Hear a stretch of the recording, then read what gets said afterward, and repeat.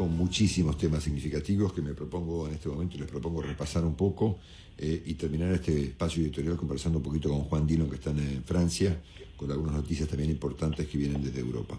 Recordamos que hoy, o ayer mejor dicho, cumplió 7 años al frente de su país el señor Nicolás Maduro, el inefable Nicolás Maduro. Ya cumplió 7 años de gobierno de Venezuela, y el dato más significativo es que durante su gestión el PBI de Venezuela se desplomó a niveles del año, ¿saben de qué año? 1944. Era vos. Sí, es uno de los retrocesos más monumentales que registra la historia de la vida económica moderna, ¿no? Alguien que vuelve a su país al año 44, al final de la Segunda Guerra Mundial. Bueno, y ayer hubo un episodio muy grave en Canadá, esto no ocurría hace décadas. Hubo un tiroteo con unos 17 fallecidos en una zona rural de Canadá, cosa que en Canadá no pasa nunca, pero bueno, llamó la atención, por supuesto. Bueno, en cuanto a la Argentina, saben que desde hoy hay 11 actividades más que están liberadas bajo ciertos formatos en el contexto de la cuarentena, que mucha gente presume que se va a tener que alargar, obviamente. Todo el mundo ya conoce estos detalles, entre ellos están obviamente algunas consultas médicas, laboratorios de exámenes de salud, ópticas, compañías de seguros, algunas industrias de acuerdo a lo que decide el Ministerio de la Producción, oficinas de cobranzas, comercios a través de delivery o por pedidos telefónicos y oficinas de violencia de género.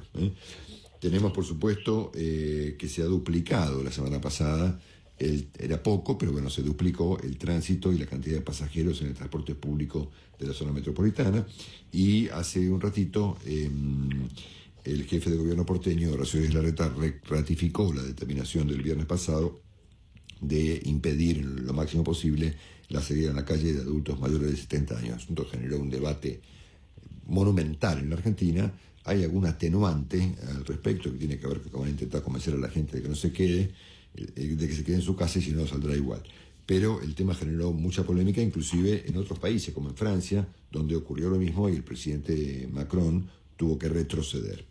Ayer se colapsó, o anteayer mejor dicho, la web que tenía como propósito obtener un permiso para que las personas que estaban varadas o están varadas dentro de la Argentina, alguien que quedó en La Rioja, por ejemplo, en la cuarentena y de volver a su casa, vuelva a Buenos Aires. Finalmente hubo muchos problemas, hubo 20.000 permisos otorgados, después se cayeron 8.000,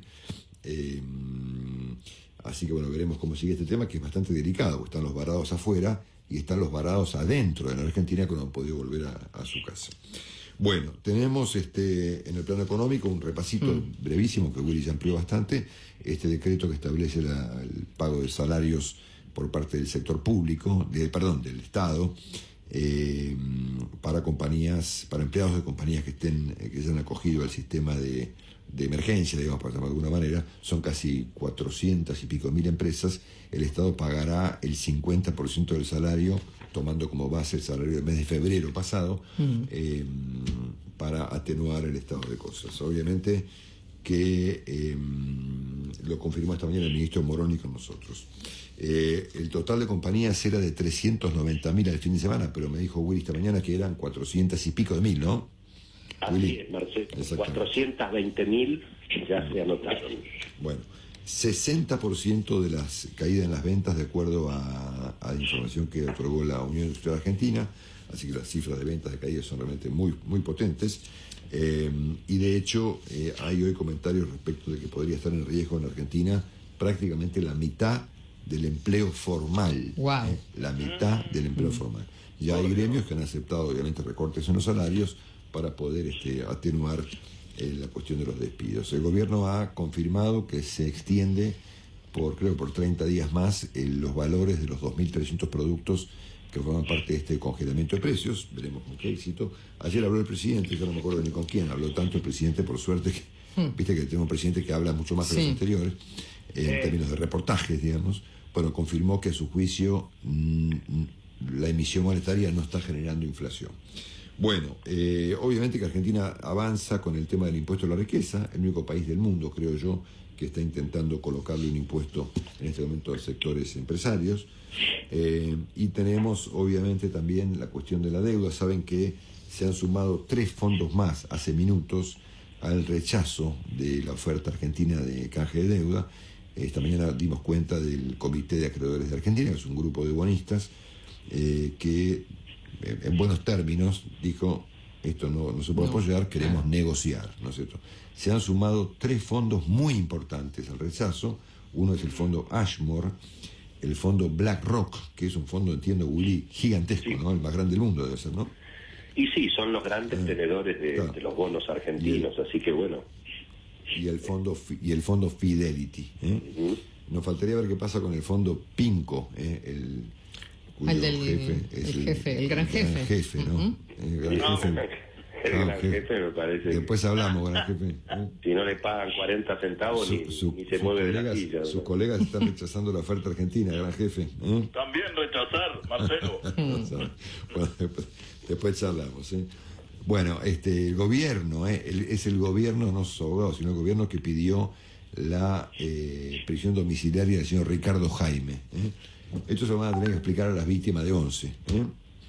Me parece. Bueno, en cuanto a la situación epidemiológica, Argentina ayer sumó 102 casos más, totalizando 2.941, y 2 muertos más, totalizando 134. Venimos subiendo a niveles más o menos parejos: 98 el jueves, 129 el viernes, 81 el sábado y ayer domingo 102. Así que la situación en Argentina sigue siendo estable, por lo menos en términos de las personas que se confirma padecen del COVID-19. El resto no sabemos porque hay pocos testeos. Y el número de muertos ha sido probablemente el menor en los últimos días, siendo que el jueves murieron 10 personas, el viernes 7, el sábado 3 y ayer domingo, entre comillas, por suerte, solamente 2. Hay mucha gente afectada en el ámbito de la salud. Sí. Yo ayer tenía el dato que lo había publicado Perfil el sábado, de 374 casos de médicos y enfermeros y camilleros y demás afectados, pero la cifra creo que ya pasó los 400. Sí, 430 y pico. ¿Cuánto es, María, perdón? 430 y pico. Sí. Número, a mi juicio, extremadamente alto, siendo que prácticamente esto es el 20% de las personas contagiadas en Argentina confirmadas son médicos o personal de salud. Es un dato, me parece que mucho más alto que el promedio internacional. Ya hay un preso con coronavirus en una cárcel de Florencio Varela, la unidad 23. Es un tema también bastante delicado. Y a nivel mundial, yo vengo siguiendo los números con detenimiento. Ayer hubo efectivamente una baja, ¿no? Tanto en materia global, tanto en el caso de las personas contagiadas como en el caso de las personas fallecidas, ¿no? El número global llega prácticamente a 2.400.000 personas, sumando ayer 66.000 casos, ¿no? Veníamos subiendo a niveles de entre 80 y 90.000. Quiere decir que ayer hubo efectivamente un sesgo a la baja de la cantidad de contagiados. Y lo propio ocurrió con el número de muertos, que venía subiendo a niveles de entre 9 y 12.000 personas por día. El sábado cayó a 5.500 y ayer domingo cayó a 3.600. Estados Unidos obviamente sigue concentrando un tercio, por lo menos, de la situación, con 764.000 casos y superando los 40.000 muertos. Hasta hace un rato eran 40.600. Bueno, después tenemos 3 o 4 casos que quiero mencionar antes de saludarlo, Juan. El primero es el de Trump. Trump ha comenzado a estimular las protestas en algunos estados, en algunos casos muy agresivas, para reclamar a los gobernadores la reapertura de la cuarentena, siendo que él tuvo que ceder ante los gobernadores y aceptar que las cuarentenas debían ser operadas por los gobernadores. Ahora promueve protestas, ¿no? Y algunas de ellas han sido realmente complicadas. Hubo en Texas, en Michigan, en Ohio, en Carolina del Norte, en Minnesota, en Utah, en Virginia y en Kentucky, y algunas de ellas, la que hemos visto creo que en Michigan o en Virginia, no me acuerdo cuál de las dos, con gente armada con ametralladoras. Ayer habló el gobernador Andrew Cuomo y dijo que están controlando a la bestia. Ese fue el término que lo utilizó. Entiende que lo peor en Nueva York ya pasó. Bueno, saben ustedes que lo comentamos temprano, se le complicó la vida ayer a la compañía Neiman Marcus, o anteayer, una de las casas más importantes de grandes almacenes en Estados Unidos, tipo Macy's o Bloomingdale's. Bueno, Neiman Marcus se declaró en bancarrota, irá a convocatoria de acreedores o no, veremos, pero tal vez esto sea el principio de una secuencia de compañías que caen en bancarrota. Muy alucinante lo de Brasil. Ayer el presidente Bolsonaro participó personalmente y sin barbijo ni protección alguna del Día del Ejército brasileño, junto a un conjunto de manifestantes que reclamaban una intervención militar, el cierre del Congreso y de la Corte de Brasil. En la carrera por el extravío, Bolsonaro va superado por mucho al presidente norteamericano Donald Trump, que finalmente parece que se extravía, pero tiene mayor nivel de contención de las instituciones. En el caso de Brasil, este tipo está del tomate, ¿no es cierto? Sí. Terrible. Terrible, sí. Lo de ayer fue realmente una locura total, ¿no es cierto? El tipo ahí en andas de la gente, tosiendo, y de alguna manera avalando este acto directamente pro dictadura en Brasil, ¿no? Estamos hablando de una cosa realmente muy loca. Pues muy importante lo de China por varias razones, no solamente porque más países se suman al reclamo de explicaciones a China, ahora fue Australia, lo venimos viendo con Francia, con Gran Bretaña, con Estados Unidos, y ahora es Australia el país que le pidió a China explicaciones, tanto a China como a la propia OMS, sino que además está el dato de que la economía china se derrumbó, y esto es un dato muy importante para la Argentina. Cayó en el primer trimestre 6,8%, y el derrumbe es un derrumbe que ocurre por primera vez desde el año 1976. Qué bárbaro. Y esto me imagino que va a afectar al precio de los commodities y muchas de las cosas que China obviamente consume y que la Argentina vende. Dicho esto, quiero hacer un repasito. Como siempre tenemos poco tiempo, pero no quiero perderme un repasito del estado de cosas en Europa con Juan Dillon, que como siempre tiene la enorme gentileza de acompañarnos un ratito todas las mañanas. Un abrazo, Juan, buen día. Marcelo, un gusto, y a todo el equipo. Hola, buen día. Acá están nuestros colegas conductores, María, vos y yo, y nuestro equipo, Willy, nuestro equipo. Alberto, Leandro y Rolo. Está muy bien, y le mando un abrazo a ellos, a mis columnistas. Exactamente. Me van a odiar. Mira, a ver. Patrón. Bueno, de todos los datos que he leído este fin de semana, hay uno que me pasaste vos y que está publicado esta mañana en la página de Radio Francia Internacional, que es el tema del agua en París. ¿Qué pasó? Bueno, durante el fin de semana, Marcelo, se dio a conocer, si querés, los estudios que tienen lo que son las regiones aquí en Francia, y uno de ellos, estoy hablando del Gran París sobre todo, habló de la contaminación de huellas genéticas de coronavirus dentro de lo que son 2 áreas de testeo en lo que es el Gran París. Así que esto trajo un revuelo enorme. Estamos hablando de agua no potable, no consumible. Aquí en París hay básicamente 2 sistemas de suministro de agua, uno la potable y uno la no potable, y esto, bueno, obviamente ha traído un revuelo enorme, claro, pero bueno, Ana Hidalgo, la alcalde de París, salió a decir que el agua potable, la que llega al grifo, en una ciudad más que consume agua potable casi como por normalidad en un restaurante, bueno, eso no había ningún tipo de problema. Pero sí en el agua que se utiliza, eventualmente, sí digo, en agua que se utiliza para riego de parques y para limpieza de veredas y demás. Absolutamente, es el agua que se toma tanto del Sena como de otro de los canales aquí en el Gran París, y te repito, se encontraron huellas genéticas que no necesariamente significan que el agua está infectada de coronavirus.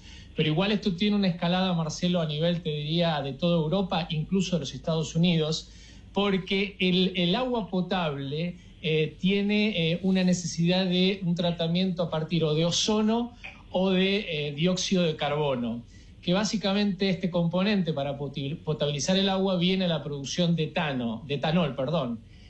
Ha caído la producción de etanol a nivel mundial en virtud también de la situación del petróleo, si querés, y en algunos países está faltando el insumo básico para potabilizar el agua, que además de potabilizar el agua sirve para las industrias de alimentación, entre otras tantas.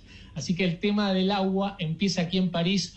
Hoy también The Guardian dedica este tema y los Estados Unidos, el propio vicepresidente está preocupado por el tema de la escasez de dióxido de carbono por la potabilización de agua en los Estados Unidos. Sí, yo he visto las plantas en París, que son muy alucinantes, de ozonización del agua, ¿no? Las vi hace muchos años. Impresionantes, ¿no? Sí, sí, exactamente. Y eso está, eso es donde se encontró estos detalles, si querés, estas huellas, y es donde, empezó esta suerte de locura. En un francés que ya venía, repito, el francés, para que la gente por ahí, sobre todo el parisino, quizás la gente, cuando vas a un restaurante, es muy común que vos le pidas una botella de agua, ¿no? La garrafa de agua, que es gratuita, es muy normal, no se consume agua. Bueno, cuando empezó el coronavirus empezó a consumir agua mineral y ya había indicios de que podía llegar a haber algún problema con el agua. Pero bueno, en principio la no potable, Marcelo, hay que aclararlo. Oh, bueno, pero es un tema, una especie de alarma, ¿no? Sí, como te digo también, hoy The Guardian le dedica todo un tema, el Guardian, el diario británico, le dedica todo un tema a lo que es el problema del agua y de la potabilización. Así que me parece que habrá que prestar un poco de atención a este tema. Sí, Juan, el presidente Macron tuvo que retroceder una medida que acá está tomando parecida a Horacio Rodríguez Larreta de confinamiento de los adultos, ¿no? Sí, y son varios los países europeos. Mira, el lunes de la semana pasada, en lo que fue la presentación o la locución de Emmanuel Macron a todo el país para hablar del desconfinamiento, ahí se refirió al hecho de controlar o restringir aún más las libertades de las personas de 65 años. Tuvo que salir tanto el ministro de Salud como el primer ministro a explicar, incluso el fin de semana hubo una conferencia de prensa muy, muy importante también, de estos dos funcionarios, aclarando que no se va a tomar ningún tipo de restricción a la que hay. Pero Angela Merkel también se refirió. Macron dijo que, o dejaron trascender, que era discriminatorio tomar una medida de represalias o restringir. Y en el caso de Angela Merkel habló de inmoralidad. O sea, es un tema que preocupa a Alemania, a Francia y al Reino Unido también, porque Boris Johnson ayer dijo, o por lo menos se trascendió, que el confinamiento para las personas mayores aquí en el Reino Unido al menos iba a durar hasta diciembre de este año, por lo cual todavía no está nada dicho, e incluso hay algunos autores que hablan de la revolución de las canas, ¿no? Haciendo referencia a las personas mayores. Sí, acá se hizo la misma referencia. Decime, Juan, Italia está intentando salir, ¿no? Empezó de manera dispar. La zona, obviamente, de Lombardía va a tener que esperar mucho más, porque obviamente es la más afectada. Esto también pasa, te digo, en la República Federal Alemana, donde las federaciones están empujando y Angela Merkel no quiere, flexibilizar demasiado las restricciones. Incluso habló hoy de la orgía del debate que hay en Alemania con esos términos, con respecto a la puja de los sectores para que se vaya o se salga de la cuarentena. En Italia está pasando lo mismo. En España hay fuerte puja con Pedro Sánchez y los gobiernos autonómicos, incluso tomando, por ejemplo, Cataluña está tomando ya decisiones fuera de lo que le dice el gobierno de Pedro Sánchez. Así que empiezan las fisuras, si querés, políticas internas para ver cómo se sale, porque el gobierno, obviamente, los gobiernos federales saben que de esta pandemia en los próximos meses no se sale, simplemente se darán algún paso en adelante y se dará algún paso para atrás. Sí, una última de las cosas que comentamos ayer, este debate que hay en Francia y en Europa, y en Francia en particular, respecto de la economía, los economistas que se preguntan si después de esto va a haber clientes, que es la gran pregunta de la economía, ¿no? ¿Habrá clientes? Hay dos cosas llamativas en la discusión del fin de semana en los diarios económicos. Una, que lo escuchaba a José María Barrionuevo con mucha atención, es ya le ponen otra letra. ¿Te acordás que hablamos de la recuperación en B, la W? Sí. Y ahora dicen una B parecido a la B de Nike. Es decir, una B con una recuperación absolutamente lenta. Y le agregan un condimento, que es la pregunta, es aquellos que queden con dinero, después aquellos que tengan trabajo y tengan un ingreso, ¿serán capaces de comprar? Porque se habla del ahorro preventivo o precautorio aquí en Europa, es decir, la gente va a tener cierta animosidad o adversión a tomar riesgos, a comprar autos, a hacer, digamos, alguna inversión a futuro. Así que es el debate económico de cómo se sale, qué tipo de salida tiene, pero además cuál es el cambio de consumo obviamente de aquellos que tengan poder adquisitivo. Y te agrego un dato, sí. Fnac Darty, viste que es la compañía electrodoméstico más grande de Europa, que está aquí en Francia, que está en España, acaba de pedir 500 millones de euros en créditos garantizados porque no puede pagar sueldos y obviamente la situación de la bancarrota, incluso hoy es un tema de la portada de los diarios en Berlín, en Alemania fundamentalmente, que hablan de que va a haber una ola de quiebres sin precedentes en la economía mundial. Wow, la seguimos mañana, querido amigo. Gracias, un gran abrazo. Un abrazo.